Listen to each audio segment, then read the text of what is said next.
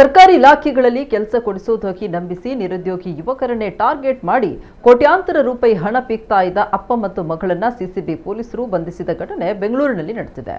ಶಂಷಾದ್ ಬೇಗಂ ಮತ್ತು ಆಕೆಯ ತಂದೆ ಮನ್ಸೂರ್ ಅಹಮದ್ ಬಂಧಿತ ಆರೋಪಿಗಳು ಕೇಂದ್ರ ಮತ್ತು ರಾಜ್ಯ ಸರ್ಕಾರದ ವಿವಿಧ ಇಲಾಖೆಗಳಲ್ಲಿ ಕೆಲಸ ಕೊಡಿಸುವುದಾಗಿ ನಂಬಿಸಿ ಬರೋಬ್ಬರಿ 5,30,00,000 ರೂಪಾಯಿಗೂ ಅಧಿಕ ಹಣವನ್ನು ಲೂಟಿ ಮಾಡಿದ್ದಾರೆ ಎಂಬ ಆರೋಪ ಕೇಳಿಬಂದಿದೆ.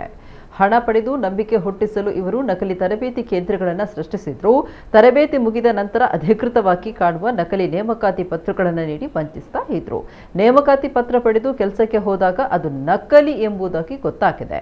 ಸಂತ್ರಸ್ತ ಯುವಕರು ನೀಡಿದ ದೂರಿನ ಆಧಾರದಲ್ಲಿ ತಂದೆ ಮಗಳನ್ನು ಬಂಧಿಸಲಾಗಿದೆ. ಮಧ್ಯವರ್ತಿಗಳನ್ನು ನಂಬಿ ಮೋಸ ಹೋಗದಂತೆ ಸಾರ್ವಜನಿಕರಿಗೆ ಪೊಲೀಸರು ಮನವಿ ಮಾಡಿದ್ದಾರೆ.